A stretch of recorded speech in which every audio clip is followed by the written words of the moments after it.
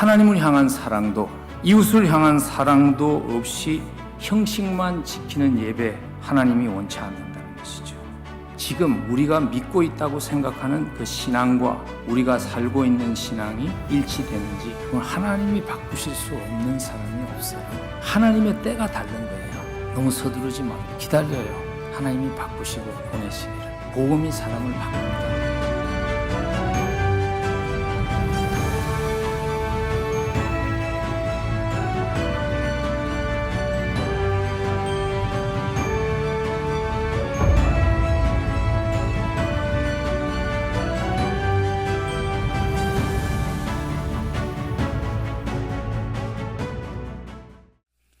하나님 아버지, 오늘도 이 아침에 하나님을 예배할 수 있는 하나님의 친백성 삼아주신 것 감사합니다. 오늘도 주의 말씀 선포될 때 마음의 문을 열고 받을 수 있도록 하나님 은혜 허락해 주시고, 전하는 자나 듣는 자가 모두 하나님께 초점을 맞추는 시간이 되도록 은혜를 허락해 주옵소서. 예수님 이름으로 간절히 기도합니다. 여러분, 우리가 신앙생활을 해가면서 하나님이 보시기에 가장 아름다운 믿음의 고백을 드릴 수 있다면 어떤 고백이 될까요? 우리의 삶에 어떤 신앙의 고백이 있을 때 하나님의 얼굴에 만면의 미소를 짓게 하는 그러한 고백이 될까요? 아마 여러 가지 신앙의 고백이 될 수 있을 것 같아요. 근데 저는 그 중에서도요, 만일 우리가 이 고백을 입술의 고백만이 아니라 우리의 가슴속 깊은 곳에서 드려지는 삶의 고백으로 드릴 수 있다면 하나님을 미소짓게 하는 고백이 되지 않을까 싶습니다. 그 고백은 이것입니다. 하나님 한 분만으로 충분합니다. 하나님, 다른 것들 내 인생에 다 부족해도 하나님 한 분만으로 충분합니다. 고백할 수 있다면 그 고백이 하나님을 미소짓게 하는 고백 되지 않을까요? 오늘 시승 다윗이 한 고백, 여호와는 나의 목자시니 내게 부족함이 없습니다 하는 고백이 바로 그런 고백이죠. 그래서 미국 목사님이시죠, 존 파이프 목사님은 이런 말을 했어요. God is most glorified when we are most satisfied in Him. 하나님, 우리가 하나님 한 분만으로 만족할 때 가장 큰 영광을 하나님은 받으십니다. 여러분, 어떻게 하면 이런 고백 드리며 살 수 있을까요? 하나님, 내가 원하는 것 다 이루어지지 않았지만, 내가 필요한 것 내 삶에 다 공급되지 않았지만, 그러나 하나님 한 분만으로, 나와 함께 하시는 하나님 그분 한 분만으로 충분합니다는 고백, 어떻게 하면 드리며 살아갈 수 있을까요? 오늘 시편 23편은요 다윗의 인생의 말년이죠. 황혼기에 다윗이 자기의 인생을 바라보면서 고백했던 간증시입니다. 사실 오늘 다윗은 여호와는 나의 목자시니 내게 부족함이 없습니다, 하나님 한 분만으로 충분합니다는 그 고백을 하면서 시편 나머지 부분에서 그의 삶에 어떤 결정이 있었기에, 그의 삶에 어떤 결단이 있었기에 그런 고백을 드릴 수 있었는지, 그 영적인 비결을 오늘 우리와 함께 나누고 있는 간증시입니다. 그래서 오늘 다윗은요, 그 첫 번째로 영적인 비결을 여호와는 나의 목자시라는 그 고백 속에서 하고 있죠. 그 고백을 통해서 하나님만이, 주님만이 나의 삶의 주인 되게 하셨더니, 내 삶의 주관자 되게 했더니 하나님 한 분만으로 충분한 삶이 되었습니다라고 고백합니다. 우리의 일상 속에서 하나님을 내 삶의 주관자 되게 할 때 우리도 하나님 한 분만으로 충분합니다 하는 고백 드릴 수 있게 됩니다. 그래서 오늘 다윗이 여호와는 나의 목자시니 이렇게 고백할 때 하나님의 굉장히 특별한 존칭을 의도적으로 선택한 것입니다. 오늘 여호와라고 번역된 이 하나님의 존칭이 히브리어로서 야훼라는 단어입니다. 야훼라는 하나님의 존칭, 성경에 보면 하나님의 존칭이 여러 존칭들이 있으시죠. 근데 그 중에서 야훼라는 이 하나님의 존칭은요, 하나님께서 직접 하나님의 종 모세에게 주셨던 하나님의 이름이시죠. 모세가 뜰기나무에서 하나님을 만나고 하나님께서 보내심을 받아서 애굽을 향해서 갈 때 모세가 물어보죠. 이스라엘 백성들이 누가 나를 보냈냐고 물으면, 너를 보낸 하나님이 누구냐고 물으면 내가 어떻게 답해야 합니까? 그때 출애굽기 3장 14절에서 하나님이 모세에게 이르시되 나는 스스로 있는 자이니라. I am who I am. 나는 스스로 있는 자이니라. 나는 야훼의 하나님이니라. 많은 구약학자들이 야훼의 하나님이라는 이름 속에 담겨 있는 뜻이 무엇일까 여러 의견들이 있습니다. 그러나 많은 구약학자들이 동의하는 답은 이것입니다.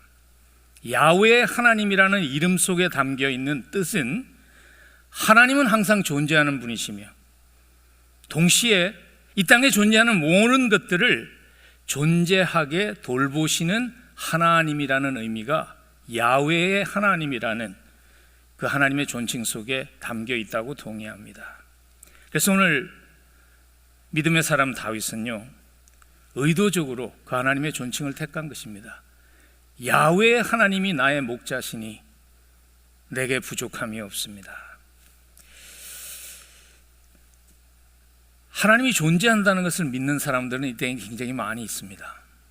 그러나 이 땅을 주관하시는 하나님, 모든 것을 창조하시고 창조하신 모든 것을 돌보시는 그 위대하신 하나님이 나의 하나님입니다.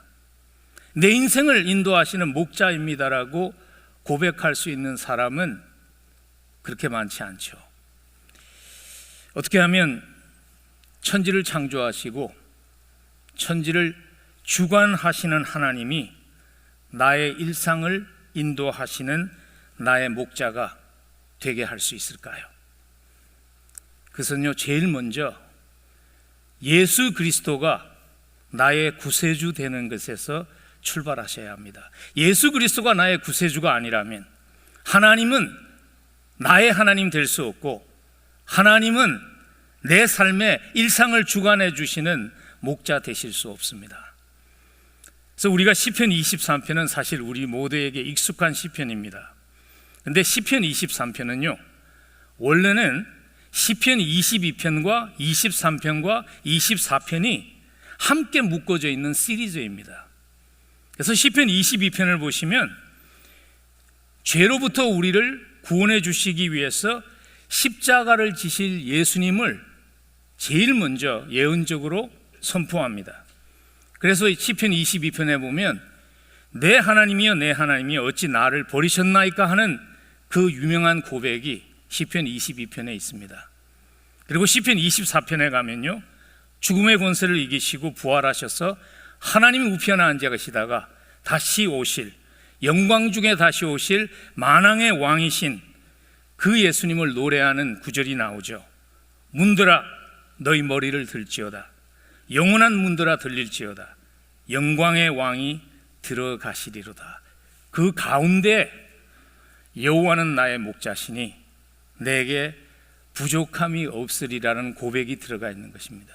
그것이 우리에게 말해주는 것은 예수 그리스도가 먼저 나의 죄를 위해서 돌아가시고 부활하신 나의 구세주가 됨이 없이는, 나의 세이비가 됨이 없이는 그분이 나의 목자가 될 수 없다는 것을 말해주지요. 예수님이 그래서 이렇게 말씀하셨죠. 요한복음 14장 6절에서 예수께서 이르시되 내가 곧 길이요 진리요 생명이니 나로 말미암지 않고서는 아버지께로 올 자가 없느니라.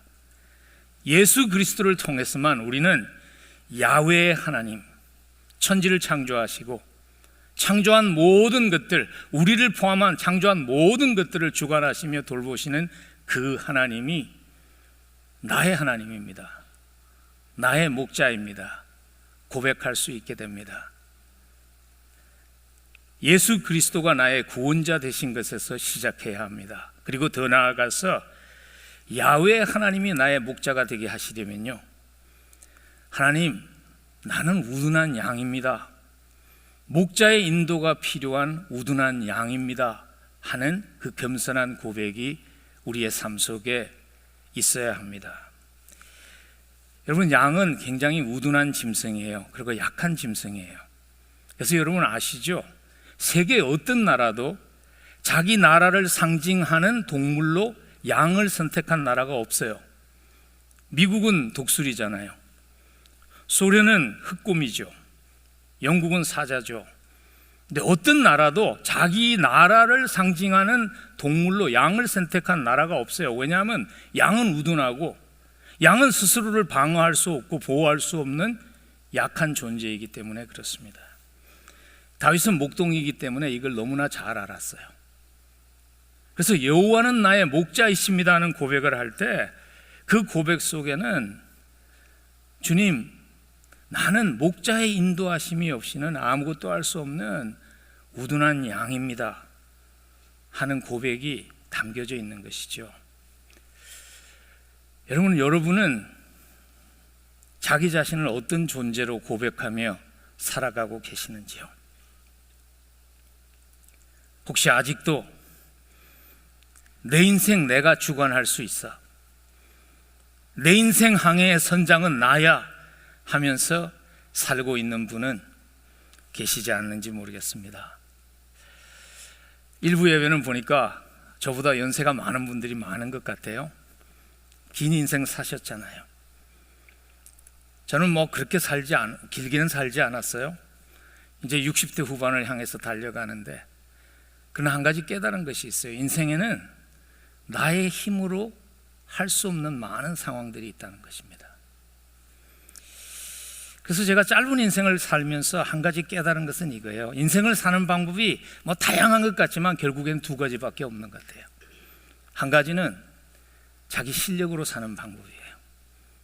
또 다른 한 가지는 하나님의 은혜로 사는 거예요.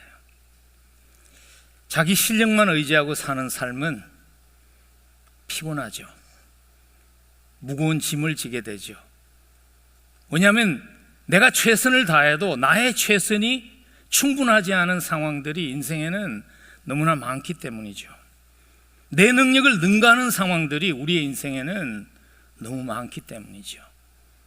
그러나 하나님의 은혜를 의지하고 사는 삶에는 쉼이 있습니다. 그리고 자유함이 있습니다. 왜냐하면 하나님의 은혜를 의지하고 살 때요, 하나님의 은혜로 하나님께서 우리의 인생을 rewrite 하십니다. 다시 써주시기 때문입니다. 유진 피르슨이라는 목사님이 성경을 의역해서 번역한 메시지라는 그 번역을 하셨거든요. 사무엘하 22장 25절을 이렇게 번역을 했어요. 내가 내 마음의 책을 그의 눈에 열었을 때 하나님께서 내 삶의 본문을 다시 쓰셨습니다. God rewrote the text of my life. 은혜로 살면 하나님이 우리의 인생을 다시 쓰십니다. 내 과거의 실패와 내 과거의 상처마저도 하나님께서 다른 의미를 부여하시고 다시 쓰십니다. 그리고 우리의 미래도 하나님이 다시 쓰시면 더 아름다운 인생이 되어집니다. 그 고백하면서 살 수 있으면 좋겠어요. 하나님, 나는 목자의 도움이 없이는 아무것도 할 수 없는 우둔한 양입니다. 내 목자가 되어주시고 내 인생을 주님이 주관하시며 인도해 주세요 하는 그 고백을 통해서 우리도 다윗과 같이 우리의 삶을 마치면서 주님 한 분만으로 충분했습니다 하는 고백이 저와 여러분들의 고백될 수 있기를 간절히 축복합니다. 가장 아름다운 믿음의 고백인 하나님 한 분만으로 충분합니다는 그 고백을 다윗이 할 수 있었던 두 번째 영적인 비밀이 있습니다. 그것은 무엇인가 하면요, 하나님의 관점에서 삶을 바라볼 수 있는 영의 눈이 열렸기 때문입니다. 특별히 하나님의 관점에서 삶에 찾아오는 인생의 고난의 상황들을 바라볼 수 있는 영의 눈이 열렸기 때문입니다. 이미 말씀드린 대로 시편 23편은 다윗의 인생의 황혼기에 쓰여진 간증시입니다. 다윗이 지금 자기의 삶을 회고하면서 지난 세월 자기가 경험했던 하나님의 손길을 통해 받았던 축복들을 기억하며 간증하는 그러한 시를 쓰고 있는 것이죠. 그런데 2절에 보면 그가 이런 고백을 합니다. 그가 나를 푸른 풀밭에 누이시며 쉴만한 물가로 인도하셨도다. 그가 나를 푸른 풀밭에 누이시며 항상 잔잔한 쉴만한 물가로 인도하셨다. 여러분, 다윗의 삶이 항상 그랬나요? 다윗의 인생이 아무런 고난도 없고 어려움도 없이 쉴만한 풀밭에 누워서 있고 잔잔한 물가에 편안히 안전하게 쉬었던 삶이 다윗의 인생인가요? 아니죠. 다윗의 인생은요, 파란만장한 인생이었습니다. 근데 어떻게 다윗이 이런 고백을 하는 것인가? 그 영적인 비결은 이것이죠. 그의 영의 눈이 열려서 자기에게 지나왔던 인생에 주어진 상황들을 인간의 안목이 아니라 하나님의 관점에서 볼 수 있는 영의 눈이 열린 것입니다. 그래서 돌아보니까 지나가면서는 깨닫지 못했는데 돌아보니까 자기의 삶에 찾아왔던 많은 고난들, 그 어려움의 순간마저도 하나님이 함께 하셨고, 그리고 하나님을 더 깊이 알아가고 하나님과 더 깊은 사랑에 빠질 수 있는 축복의 시간이었다는 것을 그가 깨닫게 된 것입니다. 그래서 그가 그런 고백을 하고 있는 것이죠. 다윗은 목자였습니다. 그래서 이 고백할 수 있는 거예요. 우리는 사실 저도 시편 23편 말씀을 좀 깊이 묵상하며 준비하기 전에는 이 말씀을 항상 지나쳤어요. 왜냐하면 우리는 양을 강아지와 같이 오해하는 경향이 있어요. 양은요, 강아지가 아닙니다. 강아지는 피곤하면 지가 누워서 쉴 줄 압니다. 근데 양은 피곤해도 자기가 피곤한지 모른다 그래요.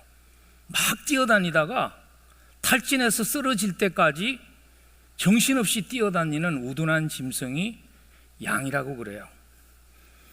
오늘 다윗은 자기의 목동의 시대 때의 시절에 자기가 경험했던 것을 접목해서 이 경험을 지금 목자의 관점에서 간증하고 있는 거예요. 양이 쉬지 못하면 깊은 계곡을 지나갈 때 다리에 힘이 없어서 계곡에서 떨어져서 죽는다고 그래요. 그래서 목자는 양을 충분히 쉬게 한 후에 길을 떠난다고 그럽니다. 근데 많은 양들이 목자의 마음을 이해하지 못하거든요. 그래서 막 뛰어다니면 목자가 양을 억지로 뉘어서 쉬게 한다고 그래요. 저는 그게 우리의 모습일 때가 많지 않을까 하는 생각을 해봤어요. 혹시 여러분들은 그렇지 않은지 모르겠어요. 내게 쉼이 필요하다는 것을 모르고 정신없이 살아가는 인생이 혹시 우리의 인생을 살아가는 모습은 아닌지요. 그래서 하나님께서 가장 지혜로운 목자이신 우리 주님께서 때로는 우리를 쉬게 하시죠. 여러분, 사업이 좀 안 되게 하심이 하나님이 우리를 쉬게 하신다고 생각해 보신 적이 있는지요? 코빗을 지나가면서 참 어려웠습니다. 팬데믹을 지나가면서. 지나가고 나서 많은 교인들이 이런 간증을 하세요. 지나갈 때는 몰랐어요. 지나가고 보니까 정말 정신없이 살아왔는데 하나님이 그 기간을 통해서 우리로 하여금 하나님만을 의지하는 쉼의 시간을 가지게 하셨다는 그런 간증들을 많이 하시더라고요. 하나님이 때로는 우리를 가장 비싼 호텔 방에서 쉬게 함으로 쉼을 주시죠. 여러분, 미국에서 가장 비싼 호텔이 어딘 줄 아세요? 하룻밤 자면 6,000불 차지합니다. 병원입니다. 때로는 하나님께서 우리를 병원 침대에 누이세요. 그리고 우리를 쉬게 하세요. 아무것도 할 수 없어서 기다려야 하는 시간들, 때로는 하나님이 허락하십니다. 왜냐하면 우리에게 하나님을 기다리는 쉼이 필요하기 때문입니다. 하나님의 관점에서 우리의 삶을 볼 수 있는 눈이 열리면 인생에 찾아오는 고난의 순간마저도, 인생에 찾아오는 기다림의 순간마저도 쉼을 누릴 수 있게 되지요. 사실 안절부절한다고 변하는 것이 없잖아요. 그래서 예수님께서 그렇게 말씀하셨죠. 마태복음 6장 27절에서 너희 중에 누가 염려함으로 그 키를 한 자라도 더 할 수 있겠느냐. 염려한다고 상황 변하지 않아요. 혹시 어젯밤에 염려하신다고 잠을 설치고 오늘 아침에 일어나시니까 인생이 변했던가요? 변한 게 없죠. 혹시 나는 예수 그리스도가 나의 구세주이지만, 예수 그리스도가 나의 구주이시지만 쉼이 없고 목마른 인생을 살고 있다면요, 자꾸 나는 내 인생을 나의 관점에서 바라보며 내 눈에 보이는 것, 내가 판단하는 것이 최선이라고 생각하며 하나님께 계속 그걸 요구하고 있기 때문은 아닐까요? 열심히 기도하며 매달리고 있지만 마음에 평안이 없는 이유가 내가 원하는 것을 이루기 위해서 하나님을 자꾸 움직이려 하기 때문 혹시 아닐까요? 하나님의 길은, 하나님의 생각은 인간의 계획과 인간의 생각과 다릅니다. 인간적으로 볼 때 최악의 길로 보이는 것이 하나님 보시기에 최선의 길이 될 수 있습니다. 오늘 다윗이 자기가 했던 그러한 경험을, 그런 하나님을 2절 후반부에서 이렇게 간증합니다. 쉴만한 물가로 인도하신 하나님이라고. 쉴만한 물가라고 번역된 이 번역은 사실 더 정확하게 번역하면요, 쉴만하게 만드신 물가가 더 정확하다고 구약학자들은 얘기합니다. 팔레스타인은 산악 지방이에요. 그래서 잔잔하게 흐르는 강물이 없답니다. 물이 굉장히 가파르게 흐르는데 목마른 양들이 물가에 이르면 양은 털이 많아요. 수영을 못해요. 물 마실 수 없는 거예요. 양의 입장에는 그렇게 생각할 수 있겠죠. 아니, 마시지도 못할 물 뭐하러 여기를 끌고 왔어, 이렇게 생각할 수 있겠죠. 근데 목자가 긴 지팡이로 가파르게 흐르는 물가에 있는 돌들을 느슨하게 해서 작은 웅덩이를 만들면 잔잔한 물이 고입니다. 그러면 양들이 그 물을 쉴만한 물가에서 마실 수 있게 되는 것이죠. 우리도 그렇지 않나요? 때로는 하나님을 이해할 수 없는 상황들이 우리의 삶에 찾아옵니다. 하나님이 사랑이시라는데 왜 이런 일이 일어나는 거지? 하나님이 공의로우시다는데 왜 세상이 이렇게 돌아가는 것이지? 하는 하나님을 이해할 수 없는 상황들이 우리에게 찾아올 수 있어요. 그때 우리가 기도해야 되는 것은 이것입니다. 하나님, 나의 관점이 아니라 하나님의 관점에서 볼 수 있게 도와주세요. 하나님의 관점에서 볼 수 있으면요, 환경이 변하지 않아도 하나님 한 분만으로 충분합니다 고백할 수 있습니다. 그런 경험을 한 분이 계시죠. 구약의 하박국 선지자가 바로 그런 사람 아닙니까? 하박국 선지서를 읽으면 처음에는 하나님을 이해할 수 없었어요. 하나님이 공의의 하나님이면 어떻게 하나님 이방 백성들이 하나님의 선택받은 백성들을 이렇게 잔인하게 공격하게 허용할 수 있습니까? 하나님을 향해서 주먹을 휘두르면서 하박국이 시작됩니다. 네, 하나님께서 하박국 선지자의 영의 눈을 열어주시죠. 그러니까 역사적으로 상황이 변한 것은 아무것도 없었지만 하박국의 고백이 변하죠. 그래서 우리가 감사절이 되면 자주 묵상하는 그 유명한 고백 하박국 3장에서 할 수 있었죠. 비록 무화과 나무가 무성하지 못하며 포도나무에 열매가 없으며 감람나무에 소출이 없으며 밭에 먹을 것이 없으며 우리의 양이 없으며 외양간에 소가 없을지라도 나는 여호와로 말미암아 즐거워하며 나의 구원의 하나님으로 말미암아 기뻐하리로다. 변한 것은 없어요. 상황은 변하지 않았어요. 그런데 하나님의 관점에서 볼 수 있는 영의 눈이 열리니까 하나님, 이런 것 다 없어도 하나님 한 분만으로 충분합니다 고백하게 된 것이죠. 그 고백이 여러분과 저의 고백 될 수 있기를 하나님이 우리의 영의 눈을 열어주셔서 하나님의 관점에서 우리의 인생을 바라보며 하나님 한 분만으로 충분합니다는 고백 드릴 수 있기를 간절히 축복합니다. 마지막으로 하나님 한 분만으로 충분합니다 하는 그 아름다운 믿음의 고백 드릴 수 있었던 다윗의 영적인 비밀은 이것입니다. 모든 것을 합해서 선을 이루시는 하나님이 되심에 대한 확신이 있었기 때문에 그 고백할 수 있었던 것이죠.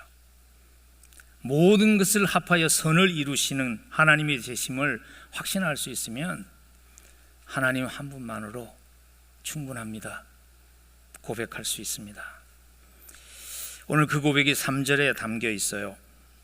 내 영혼을 소생시키시고 자기 이름을 위하여 의의 길로 인도하시는도다. 특별히 오늘 내 영혼을 소생시킨다는 그 고백 속에 담겨 있는 간증은 이거죠. 다윗의 인생 가운데 자기가 원하는 대로 자기 눈에 좋은 대로 결정했을 때 다윗의 인생이 사실 어려웠습니다. 근데 하나님께서 그러한 상황들마저도 인생을 다시 써주셨죠. 그리고 회복시켜 주시고 가야 할 길로, 의의 길로 하나님이 인도하셨죠. 하나님이 모든 것을 합해서 다윗의 삶에 선을 이루게 하신 그 경험을 지금 다윗이 3절에서 하는 것이죠. 여러분, 하나님이 우리를 우리 자신보다 더 잘 아십니다. 그래서 하나님은 우리에게 뭐가 최선의 길인지를 하나님이 더 잘 아십니다. 예수님이 그렇게 말씀하셨잖아요. 요한복음 10장 14절에서 나는 선한 목자다. 내가 내 양을 안다. 여러분, 인생을 살면서 때로는 조언을, 어드바이스를 구해야 할 그런 상황들이 있을 때 나를 모르는 사람의 조언은 아무런 도움이 되지 않습니다. 나를 잘 아는 분의 어드바이스가 도움이 되죠.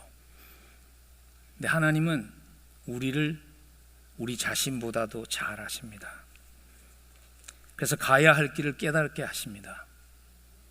그리고 그 길을 가게 하시는데요,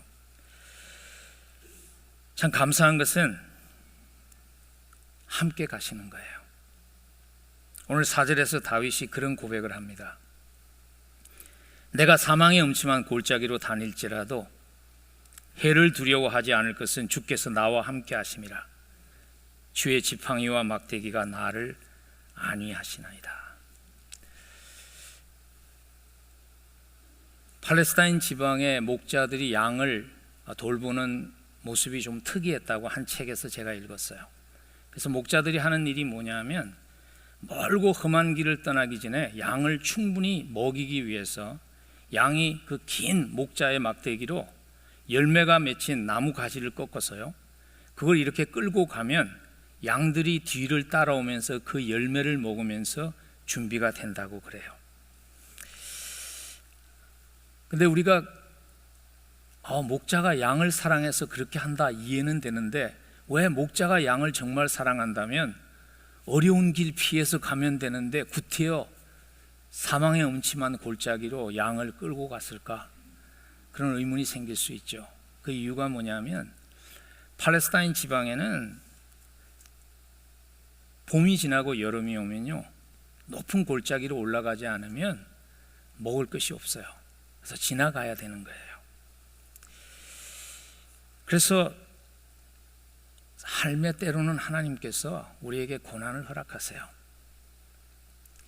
고난의 순간을 지나가면서 우리는 하나님을 닮아가고 성숙해지기 때문에 하나님께서는 때로는 우리에게 고난을 허락하세요. 예수를 믿는다고 삶이 항상 순탄한 것은 아닙니다. 믿음이 좋다고 인생이 고난이 없는 인생이 되는 것 아니잖아요. 근데 감사한 것은 이것입니다. 합하여 선을 이루시는 하나님이시기 때문에 우리는 삶을 마치며 후회 없이 마칠 수 있다는 겁니다. 오늘 시편을 읽으면 다윗의 입술에서 흘러나온 고백은 불평이 아니라 내 잔이 넘칩니다 하는 감사의 고백이었죠. 근데 저는 다윗의 이 고백을 참 공감 있게 너무 좋아하는 이유는요, 다윗이 이렇게 얘기하지 않았어요. 하나님, 내가 하나님 목자 삼았더니 삶이 다 순탄해졌습니다. 아무런 어려움이 없었습니다. 그래서 내 잔이 넘칩니다. 요즘 그런 간증 사실 너무 많잖아요. 예수 믿었더니 사업 매상이 4배가 늘었습니다. 예수 믿었더니 몸에 병이 나았습니다. 그럴 수도 있죠. 근데 그렇지 않을 때 더 많죠. 다윗은 지금 굉장히 솔직한 고백을 해요. 5절에 보면 주께서 내 문수의 목전에서 내게 상을 차려주시고 기름을 내 머리에 부으셨으니 내 잔이 넘치나이다. 내 원수의 목전에서 자기가 당했던 수많은 아픔의 시간들을 한마디로 표현한 것이죠. 사울 왕에게, 시기하는 사울 왕에게 쫓겨다녔던 그 고난의 시간들, 자기가 너무나 사랑했던 아들이었던 압살롬에게 배반당하고 맨발로 예루살렘을 떠나야 했던 가슴 아픈 순간들, 그렇게 신뢰했던 친구와 같은 참모였던 아이도벨이 배신하고 압살롬에게 붙었던 그 아픔의 순간들 다 포함하고 있는 것이에요. 그런데 하나님께서 그러한 것들도 다 합해서 선을 이루었습니다. 그래서 주님, 내 잔이 넘칩니다.